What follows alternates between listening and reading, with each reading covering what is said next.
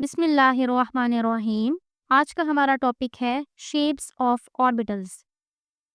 जैसा कि हम पहले पढ़ चुके हैं कि 4 तरह के सब शेल्स होते हैं, एस, पी, डी, एफ, और इन सब शेल्स में ऑर्बिटल्स मौजूद होते हैं।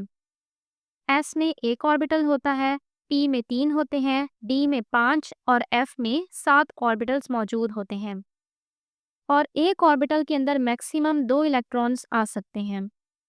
इन चारों तरह के सब शेल्स की शेप्स डिफरेंट होती हैं।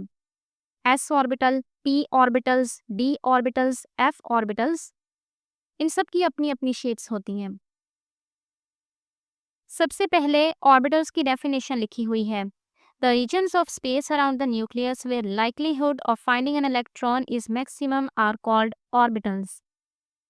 न्यूक्लियस के आसपास की वो स्पेस जहां पर इलेक्ट्रॉन के पाए जाने के चांसेस मैक्सिमम होते हैं, उसको कहते हैं ऑर्बिटल्स। अब तो आपको पता चल गया है कि ऑर्बिटल्स असल में क्या होते हैं। एस, पी, डी, एफ इन सब शेल के अंदर रीजन्स होते हैं।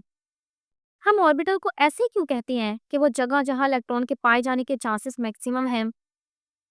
ऑर्बिटल्स बड़े बड़े रीजन होते हैं और उनके अंदर इलेक्ट्रॉन्स मौजूद होते हैं, और इलेक्ट्रॉन्स उनके अंदर मुसलसल मूव करते रहते हैं हाई स्पीड के साथ। तो हम इलेक्ट्रॉन की एग्जैक्ट पोजीशन नहीं बता सकते कि वो ऑर्बिटल में इस जगह पे मौजूद है। वो पूरे ऑर्बिटल में मुसलसल घूमता रहता है। और इलेक्ट्रॉन क्योंकि वेव और पार्टिकल दोनों तरीके से एक्ट करता है, इसलिए हम ऑर्बिटल को यूं डिफाइन करते हैं कि ऑर्बिटल है वो जगह जहां पे इलेक्ट्रॉन के पाए जाने के चांसेस मैक्सिमम हैं। Each orbital is associated with a particular size, shape and oriented around the nucleus. Her orbital का अपना साइज होता है, अपनी शेप होती है, और न्यूक्लियस के अराउंड वो किस तरह से मौजूद है, यानी उसकी ओरिएंटेशन होती है। S orbital. एस ऑर्बिटल किस शेप का होता है? S orbital has spherical shape in which the probability of finding the electron is uniformly distributed around the nucleus. S orbital spherical shape का होता है। याद रहे, मैंने सर्कल नहीं कहा, मैंने कहा है स्फीयर। सर्कल तो इस तरह का होता है, चिपटा। जैसे मैंने कॉपी पे एक सर्कल ड्रॉ कर दिया, एक्स एक्सिस और वाई एक्सिस, सिर्फ ये इन दो एक्सिस को पूरा कर रहा है। लेकिन स्फीयर 3 डायमेंशनल होता है, जैसे कि एक ball. X axis, y axis, z axis, ये तीनों इसके अंदर पाए जाते हैं। ये जो तीनों एक्सिस होते हैं, एक्स, वाई और जेड, ये तीनों परपेंडिकुलर होते हैं एक दूसरे से। जैसे देखिए, आपने कॉपी पे जब एक्स और वाई बनाया, इनके दरमियान 90 का एंगल बन रहा है ना। एक्स और जेड के दरमियान भी 90 का एंगल बनता है, वाई और जेड के दरमियान भी 90 का एंगल बनता है। ये तीनों एक दूसरे से परपेंडिकुलर हैं। अच्छा, एस ऑर्बिटल इन एक्सिस में यूनिफॉर्मली डिस्ट्रीब्यूट होता है। यानी ये नहीं है कि ये किसी एक एक्सिस पे पाया जा रहा है, ये सिर्फ एक्स पे मौजूद है, ये वाई पे मौजूद है। ये एक्स, वाई, जेड तीनों एक्सिस पे यूनिफॉर्मली मौजूद होता है। इसकी सिर्फ एक पॉसिबल ओरिएंटेशन होती है, जिसको हम कहते हैं ऑर्बिटल, कि इसके अंदर सिर्फ एक ही ऑर्बिटल होता है। It has no nodal plane. इसके अंदर कोई भी नोडल प्लेन नहीं होता। नोडल प्लेन पी और डी इन ऑर्बिटल्स में होता है, वो आगे जाके आपको बताऊंगी क्या होता है। Its size increases with the increase in value of N. जैसे जैसे ऑर्बिट का नंबर इंक्रीज होता जाएगा, एस ऑर्बिटल की शेप भी बढ़ती जाएगी। जैसे किताब में देखें, फर्स्ट ऑर्बिट के अंदर एस ऑर्बिटल का साइज छोटा है, सेकेंड ऑर्बिट के अंदर उसका साइज बड़ा हो गया, थर्ड ऑर्बिट के अंदर उसका साइज और बड़ा हो गया। p orbital.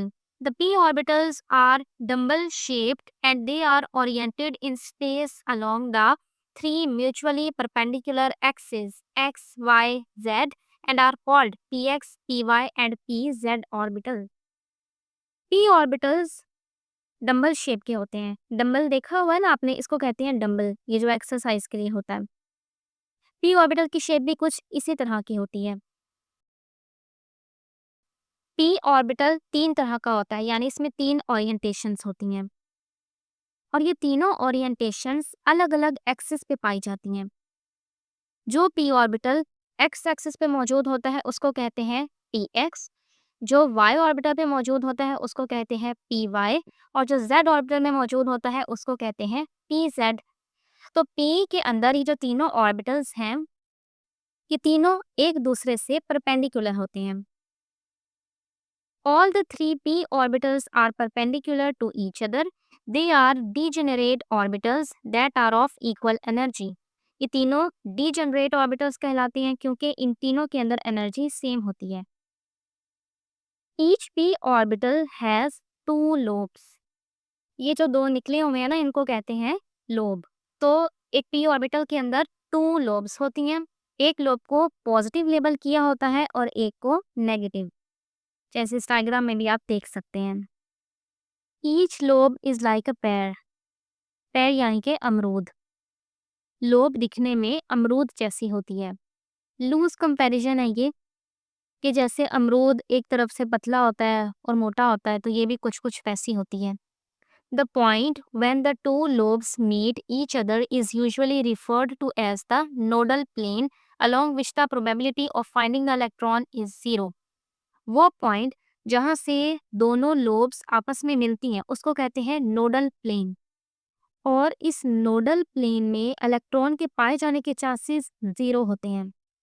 यही वो नोडल प्लेन है जो एस ऑर्बिटल में नहीं होता। अगला ऑर्बिटल है डी ऑर्बिटल।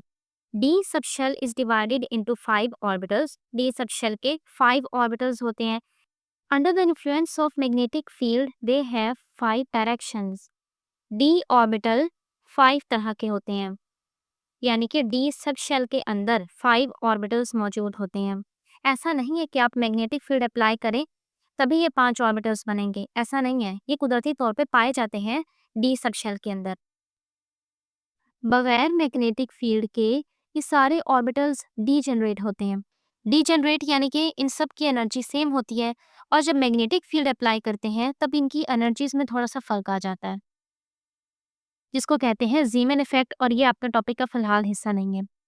लेकिन नंबर ऑफ ऑर्बिटल्स वैसे भी डी सब शेल के अंदर 5 होते हैं। मैग्नेटिक फील्ड लगाओ तब भी 5 ही होते हैं।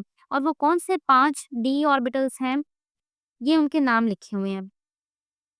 अच्छा, डी ऑर्बिटल की शेप डबल डंबल होती है इस तरह से।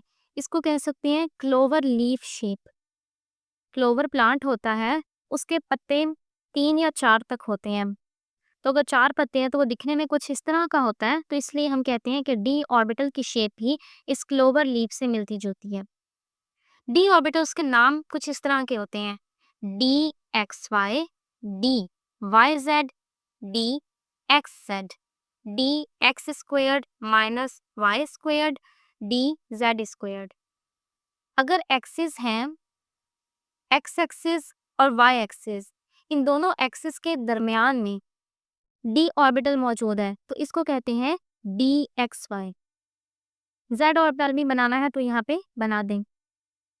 यहाँ पे मैं थोड़ा सा चेंज कर देती हूँ ऑर्बिटल्स के नाम आसानी के लिए। अगर तो डी ऑर्बिटल यानी कि ये डबल डबल शेप वाई और जेड इन दोनों एक्सिस के दरमियान मौजूद हो तो इस ऑर्बिटल को कहते हैं डी वाई जेड ऑर्बिटल। और अगर ये डबल डबल शेप एक्स और जेड इन दोनों ऑर्बिटल्स के दरमियान मौजूद हो तो इसको कहते हैं डी एक्स जेड ऑर्बिटल। आसानी के लिए मैं सिर्फ 2 एक्सिस बना रही हूँ। अगर मैं तीनों एक्सिस ही बनाऊं और उसके अंदर आपको इस ऑर्बिटल की ओरिएंटेशन दिखाऊं तो फिर वो कुछ इस तरह की होगी। D x squared minus y squared, ये ऑर्बिटल एक्सिस के ऊपर मौजूद होता है। जैसे पहले तो हमने देखा ना कि वो दोनों एक्सिस के दरमियान में मौजूद थे, इसके अंदर एक्सिस के ऊपर मौजूद होगा। y और x इन दोनों एक्सिस के ऊपर डबल डबल शेप मौजूद है तो इस ऑर्बिटल को कहते हैं D x squared minus y squared. और डी जेड स्क्वायर्ड, ये ऑर्बिटल वाहिद ऑर्बिटल है जिसकी शेप क्लोवर जैसी नहीं होती। इसके अंदर सिंगल लोब होती है, इसके अंदर सिर्फ एक ही डम्बल होता है और सेंटर में रिंग होती है और ये एक डम्बल जेड एक्सिस पे मौजूद होता है, इसलिए इसका नाम रख दिया D z squared orbital. F orbital These orbitals have 7 directions when placed in magnetic field. F subshell के अंदर 7 ऑर्बिटल्स होते हैं। जैसे आपने d ऑर्बिटल की शेप देखी ना कि कितनी कॉम्प्लेक्स है, तो f ऑर्बिटल की बहुत कॉम्प्लेक्स होती है, तो इसलिए वो किताब वालों ने शामिल नहीं की। तो ये था हमारा आज का टॉपिक। अस्सलामुअलैकुम।